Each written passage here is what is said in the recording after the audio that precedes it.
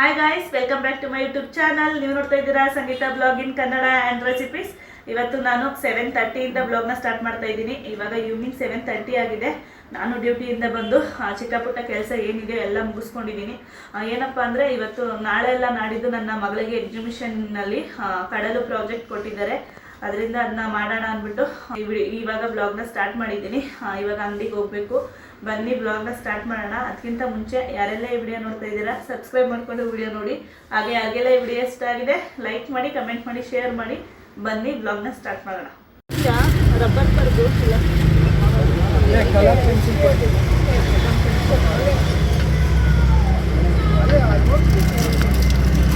ಇವಾಗ ನಾನು ಪ್ರಾಜೆಕ್ಟ್ ವರ್ಕ್ಗೆ ಏನು ಬೇಕು ಎಲ್ಲ ತೊಗೊಂಬಂದೆ. ನೋಡ್ಬೋದು ಇವಾಗ ರೆಡಿ ಮಾಡ್ತಾ ಇದ್ದೀನಿ. ಇದೊಂದು ಥರ್ಮೋಕೋಲ್ದು ಶೀಟ್ ತಂದಿದ್ದೀನಿ ದೊಡ್ಡದು. ಸಿಂಪಲಾಗೆ ಮಾಡಿ ಕಳಿಸಿ ನಿಮ್ಮ ಕೈಯಲ್ಲಿ ಆದಂಗೆ ಅಂತ ಹೇಳಿದ್ದಾರೆ. ಅಂದರೆ ಏನಪ್ಪ ಅಂದರೆ ಮರಳು ಬೇಕಿತ್ತು. ಯಾಕಂದರೆ ನನ್ನ ಮಗಳದು ಕಡಲು ಮಾಡ್ತಾ ಇರೋದು ಮರಳು ಬೇಕಂತೆ. ಅದು ಮರಳು ಅಂದರೆ ಬೀಚ್ ಹತ್ರ ಯಾವ ಕಲರ್ ಮರಳು ಇರುತ್ತಲ್ಲ, ಅಂದರೆ ಆ ಕಾಲದಲ್ಲಿ ಮನೆಯೆಲ್ಲ ಕಟ್ಟಾರಲ್ಲ ಆ ಥರ ಮರಳು ಬೇಕು ಅಂತಾರಂತೆ. ನಾನು 2-3 ತ ಹುಡುಕ್ತೆ, ಆ ಥರ ಸಿಕ್ಕಿಲ್ಲ. ಅದರಿಂದ ಆ ಕಲರೇ ಪೈಂಟ್ ಮಾಡಿ ಕಳಿಸೋಣ ಅಂತ ಇದ್ದೀನಿ. ಇವಾಗ ರೆಡಿ ಮಾಡಬೇಕು. ಇವಾಗ ಸ್ಕೈ ಬ್ಲೂ ಕಲರ್ ಪೈಂಟ್ ಮಾಡ್ತಾ ಇದ್ದೀವಿ. ನಿಜವಾಗ್ಲೂ ಇದೆಲ್ಲ ನಮ್ಗೆ ತುಂಬ ರಿಸ್ಕ್ ಅನಿಸುತ್ತೆ, ಹಿಂಸೆ ಅನಿಸುತ್ತೆ. ಆದರೂ ತುಂಬ ಹಠ ಅಳ್ತಾಳಲ್ಲ ಅಂದ್ಬಿಟ್ಟು ಮಾಡಿಕೊಡ್ತಾ ಇದ್ದೀನಿ. ಬ್ಲೂ ಕಲರ್ದು ಪೈಂಟ್ ಮಾಡಿದ್ದೀನಿ.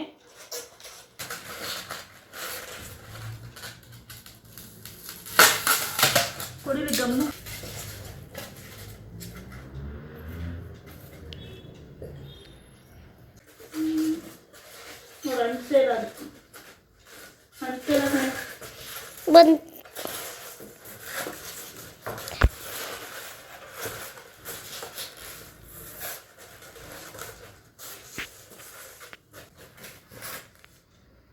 ಇವಾಗ ಫಿಶ್ದು ಸ್ಟಿಕ್ಕರ್ ತಂದು ಅಂಟಿಸ್ತಾ ಇದ್ದೀವಿ.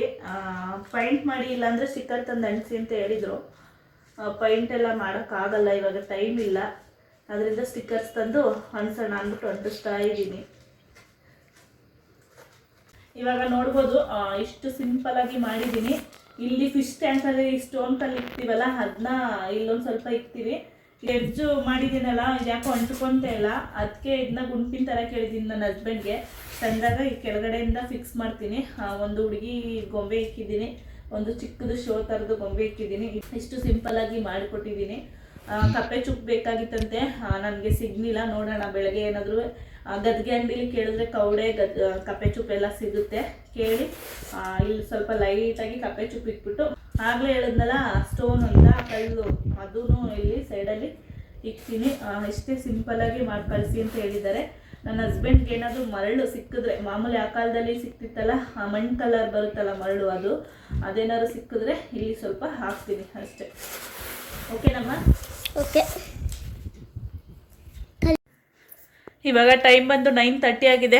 ನೋಡ್ಬೋದು ನನ್ನ ಕೈಯೆಲ್ಲ ಹೇಗಾಗಿದೆ ಅಂತ. ಇವಾಗ ಕೈ ಕಾಲೆಲ್ಲ ಕ್ಲೀನಾಗಿ ವಾಶ್ ಮಾಡಿಕೊಂಡು ಅಡುಗೆ ಮಾಡಬೇಕು. ಸಾಂಬಾರಿದೆ, ಬೆಳಗ್ಗೆ ರಸಮ್ ಮಾಡೋಗಿದ್ದೆ, ಅದಕ್ಕೆ ರೈಸ್ ಮಾಡ್ತೀನಿ. ಇವಾಗ ರೈಸ್ ಮಾಡಬೇಕು.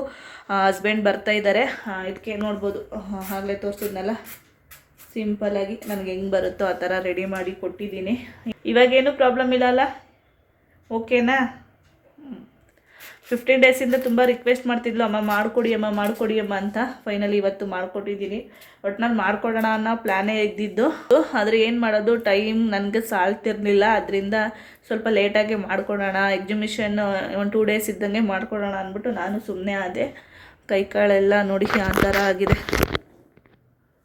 ನಿಜವಾಗ್ಲೂ ನಾವು ಓದ್ಬೇಕಾದ್ರೆ ಇವೆಲ್ಲ ತಲೆನೋವೇ ಇರ್ತಿದ್ದಿಲ್ಲ. ಈಗಿನ ಕಾಲ ಮಕ್ಕಳು ಇನ್ನೂ 2nd ಸ್ಟ್ಯಾಂಡರ್ಡ್ಗೆ ಈ ಥರ ಎಲ್ಲ, ಇನ್ನು ಮುಂದಕ್ಕೆ ಇನ್ನೆಂಗೋ ಗೊತ್ತಿಲ್ಲ.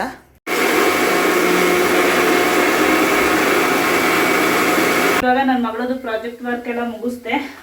ದೋಸೆಗೆ ಅಕ್ಕಿ ನೆನಾಕಿದ್ದೆ, ಅದನ್ನ ರುಬ್ಬೋಣ ಅಂದ್ಬಿಟ್ಟು ರುಬ್ತಾ ಇದ್ದೀನಿ. ಬೆಳಗ್ಗೆನೇ ರಸಮ್ ಮಾಡಿದ್ದೆ ಅಂತ ಹೇಳಿದ್ನಲ್ಲ, ಅದಕ್ಕೆ ಅನ್ನ ಮಾಡಿದ್ದೀನಿ. ಇವಾಗ ನನ್ನ ಹಸ್ಬೆಂಡ್ಗೆ ಹಪ್ಪಳ ಬೇಕಂತೆ. ಹಪ್ಪಳ ಇಲ್ಲ ನಾನ್ ವೆಜ್ ಬೇಕು, ಅಂದರೆ ಪೆಪ್ಪರ್ ಚಿಕನು, ಕಬಾಬು ಈ ಥರ ಬೇಕು, ಇಲ್ಲಾಂದ್ರೆ ಹಪ್ಪಳ ಬೇಕು. ಅದಕ್ಕೆ ಹಪ್ಪಳ ಹಾಕೋಣ ಅಂದ್ಬಿಟ್ಟು ಹಾಕ್ತಾ ಇದ್ದೀನಿ. ಇವಾಗ ನಿಮ್ಗೊಂದು ಟಿಪ್ಸ್ ಹೇಳ್ತೀನಿ. ಕ್ಲೀನಾಗಿ ಒಂದ್ಸಲ ಮಿಕ್ಸ್ ಮಾಡಿ ದೋಸೆ ಇಟ್ಕೊತೀನಿ. ನಾಳೆ ದೋಸೆ ಮಾಡಲ ಇಡ್ಲಿ ಮಾಡಲ ರೀ? ದೋಸೆನೇ ಮಾಡು. ದೋಸೆ ಅಪ್ಪ ಮಗಳು ಇಬ್ರು ದೋಸೆ ಇಬ್ರು ತರ ಒಂದು ಪಾತ್ರೆಯಲ್ಲಿ ಬಿಸಿನೀರು ಕಾಯಿಸ್ಕೊಂಡು ಅದ್ರ ಮೇಲೆ ನೀವು ತಪ್ಪಲೆಲ್ಲಾದ್ರೂ ಇಕ್ಬೋದು ಇಲ್ಲ ಬಾಕ್ಸಲ್ಲಾದ್ರೂ ಇಕ್ಬೋದು. ನಾನು ಬಾಕ್ಸ್ಗೆ ದೋಸೆ ಹಿಟ್ಟಿಗೆ ಹಾಕೊಂಡಿರೋದ್ರಿಂದ ಬಾಕ್ಸ್ನ ಇಡ್ತಾ ಇದ್ದೀನಿ. ಈ ತರ ಇಟ್ಟರೆ ದೋಸೆ ಹಿಟ್ಟು ತುಂಬಾ ಚೆನ್ನಾಗಿ ಉಬ್ಬು ಬರುತ್ತೆ, ಹಂಗೆ ಹುಳಿ ಬರುತ್ತೆ, ತುಂಬಾ ಚೆನ್ನಾಗಿ ದೋಸೆ ಆಗಲಿ ಇಡ್ಲಿ ಆಗಲಿ ಬರುತ್ತೆ. ಯಾಕಂದ್ರೆ ತಂಡಿಲಿ ದೋಸೆ ಹಿಟ್ಟು ಉಬ್ಬೇ ಬರಲ್ಲ. ಈ ತರ ಒಂದ್ಸತಿ ಟಿಪ್ಸ್ ನೀವು ಫಾಲೋ ಮಾಡಿ, ಖಂಡಿತ ನಿಮಗೂ ಯೂಸ್ಫುಲ್ ಆಗುತ್ತೆ. ಇವಾಗ ಹಪ್ಪಳ ಬೇಕೇನ್ರಿ? ಮಾಡು ಹಪ್ಪಳ ಬೇಕು, ಮಾಡು.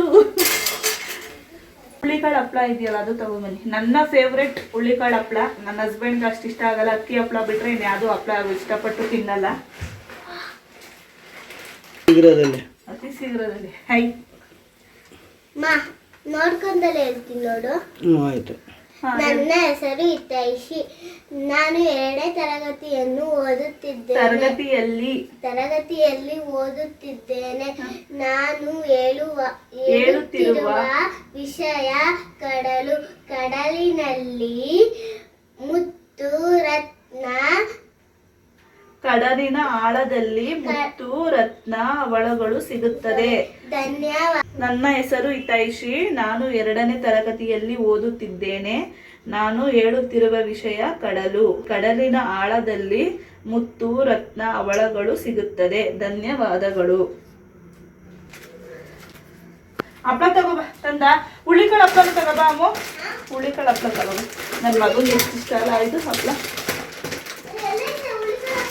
ಒಂದು ಬ್ಯಾಗಲ್ಲಿ ಇಟ್ಕೊಡಮ್ಮ. ಹುಳಿಕಾಳು ಹಪ್ಪಳ ತುಂಬ ಖಾರ ಇದೆ, ಸ್ಪೈಸಿ ಆಗಿದೆ, ಅದಕ್ಕೆ ಇಷ್ಟಪಡಲ್ಲ ಇಬ್ರು. ನನಗೆ ತುಂಬ ಇಷ್ಟ. ಇದು ನೋಡಿ ಮಜ್ಜಿಗೆ ಮೆಣಸಿನ್ಕಾಯಿ ಇದೆಲ್ಲ ನನ್ನ ಪ್ರಾಡಕ್ಟ್, ನನಗೆ ಇಟ್ಕೊಂಡಿರೋದು. ನನಗೆ 4 ಬೇಕು. ಎಷ್ಟು ದಿವಸ ಆಯ್ತಲ್ಲ ರೀ ತಂದು?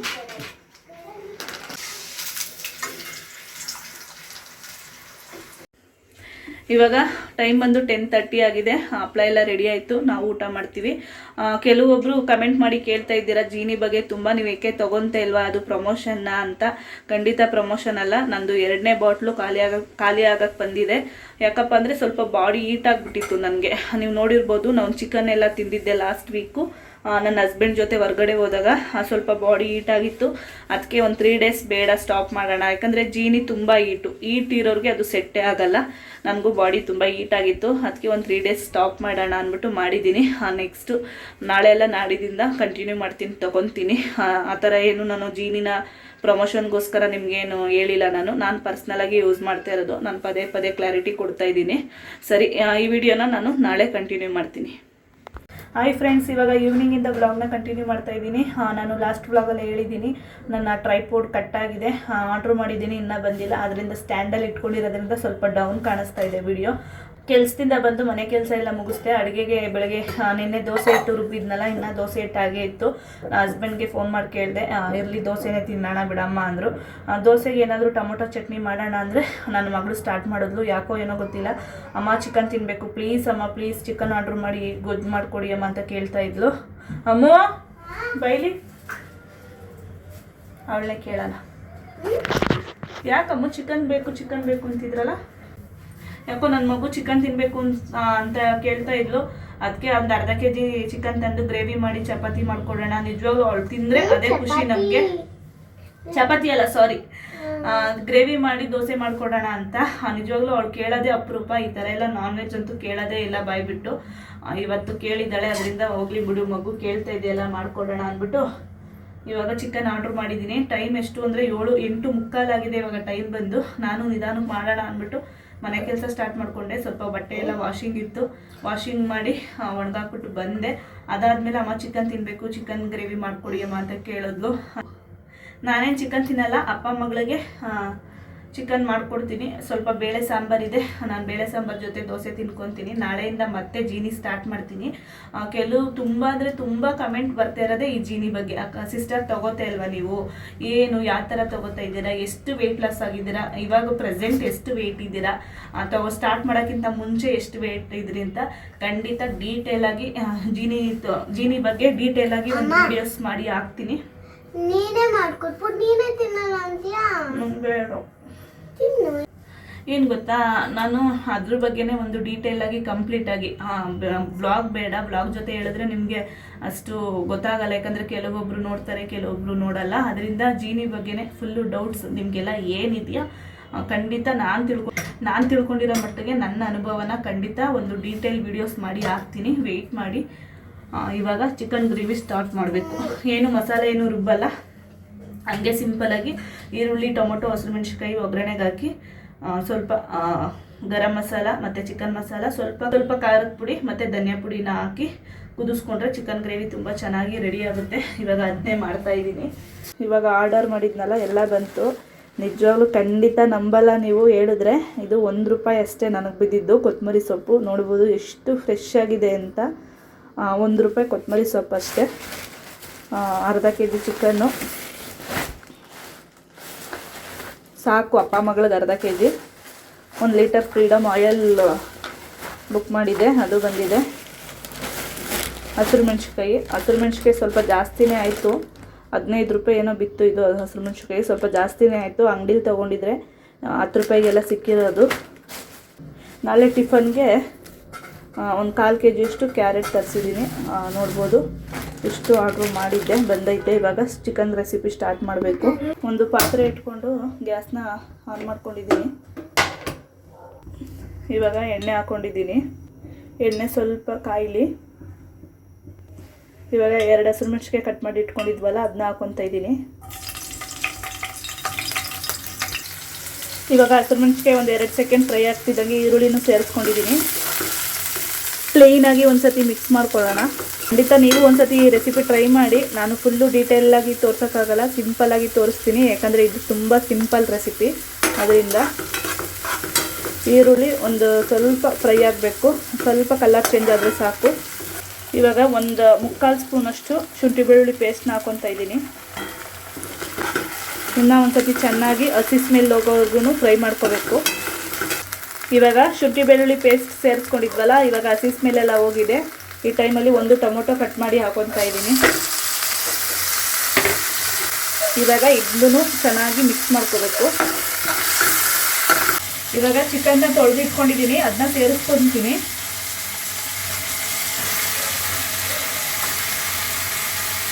ಇವಾಗ ರುಚಿಗೆ ತಕ್ಕಷ್ಟು ಉಪ್ಪು ಹಾಕ್ಕೊತಾ ಇದ್ದೀನಿ. ಇವಾಗ ಇನ್ನೊಂದು ಸತಿ ಕ್ಲೀನಾಗಿ ಮಿಕ್ಸ್ ಮಾಡಿಕೊಂಡು ಲಾಸ್ಟ್ ಅರಿಶಿನ ಪುಡಿ ಹಾಕ್ಕೊತಾ ಇದ್ದೀನಿ ಲಾಸ್ಟಲ್ಲಿ.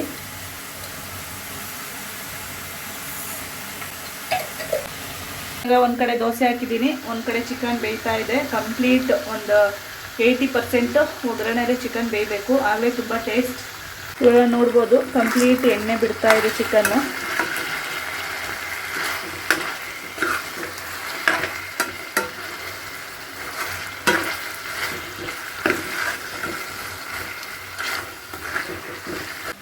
ಇವಾಗ ಕಂಪ್ಲೀಟ್ ಚಿಕನ್ ಒಂದು 75-80% ಬೆಂದಿದೆ. ಇವಾಗ ಒಂದು ಚಿಕ್ಕ ಗ್ಲಾಸಷ್ಟು ನೀರು ಹಾಕ್ಕೊತೀನಿ. ಎಣ್ಣೆ ಎಲ್ಲ ಬಿಟ್ಟಿದೆ ಕ್ಲೀನಾಗಿ ಚಿಕನ್ನು. ಇವಾಗ ಒಂದು ಚಿಕ್ಕ ಗ್ಲಾಸಷ್ಟು ನೀರು ಹಾಕ್ಕೊಂಡಿದ್ದೀನಿ. ಸ್ವಲ್ಪ ಗ್ರೇವಿ ಬೇಕಲ್ಲ, ಇದೇ ಟೈಪ್ಸಲ್ಲಿ ನೀವು ಡ್ರೈ ಮಾಡ್ಕೋಬೋದು, ಅದು ಇನ್ನೂ ತುಂಬ ಚೆನ್ನಾಗಿರುತ್ತೆ ಟೇಸ್ಟು. ಆದರೆ ನಮಗೆ ದೋಸೆಗಲ್ವಾ, ಅದರಿಂದ ಸ್ವಲ್ಪ ಗ್ರೇವಿ ಇರಲಿ ಅಂದ್ಬಿಟ್ಟು ಗ್ರೇವಿ ಮಾಡ್ಕೊತೀನಿ. ಇವಾಗ ಚಿಕನ್ನು ನೀರು ಹಾಕಿದ್ವಲ್ಲ ಅದು ಕುದೀತಾ ಇದೆ, ತೋರಿಸ್ತೀನಿ ನಿಮಗೆ. ನೋಡ್ಬೋದು ಚಿಕನ್ ಕುದೀತಾ ಇದೆ. ಇದಕ್ಕೆ ಸ್ವಲ್ಪ ಗರಂ ಮಸಾಲ ಮತ್ತು ಚಿಕನ್ ಮಸಾಲ, ಆಗ ಹೇಳಿದ್ನಲ್ಲ ಸಾಂಬಾರು ಪೌಡರ್, ಇಷ್ಟನ್ನ ಸೇರಿಸ್ಕೊಂಡು ಕುದಿಸ್ಕೊಂಡ್ರೆ ಪರ್ಫೆಕ್ಟಾಗಿರೋ ಚಿಕನ್ ಗ್ರೇವಿ, ಅದು ತುಂಬ ಈಸಿಯಾಗಿ ಆಗುವಂಥ ಚಿಕನ್ ಗ್ರೇವಿ ರೆಡಿ ಆಗುತ್ತೆ. ಇವಾಗ 1.5 ಸ್ಪೂನಷ್ಟು ಚಿಕನ್ ಮಸಾಲ ಹಾಕ್ಕೊಂಡಿದ್ದೀನಿ. ಒಂದು ಸ್ಪೂನಷ್ಟು ನೋಡಿ ಇಷ್ಟು ಗರಂ ಮಸಾಲ ಹಾಕ್ಕೊತೀನಿ. ಮತ್ತು ಸ್ವಲ್ಪ ಹಸಿಮೆಣ್ಸಿಕಾಯಿ ಹಾಕಿದ್ದೀವಲ್ವ, ಒಂದು ಅರ್ಧ ಸ್ಪೂನಷ್ಟು ಖಾರದ ಪುಡಿ ನೋಡಿ ಇಷ್ಟು. ಒಂದಿಷ್ಟು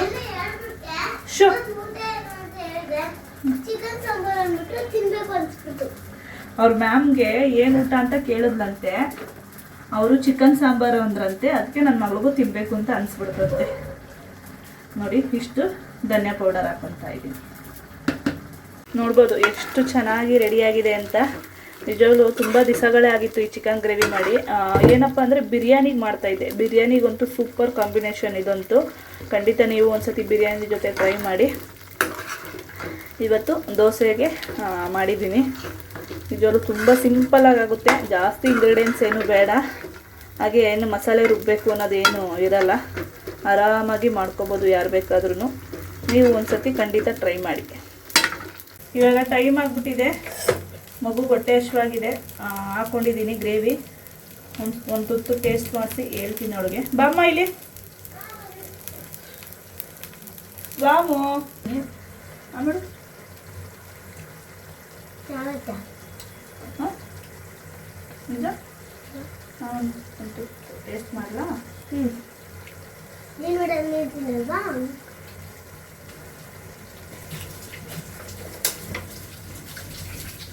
ನಿಜವಾಗ್ಲೂ ತುಂಬ ಚೆನ್ನಾಗಾಗಿದೆ.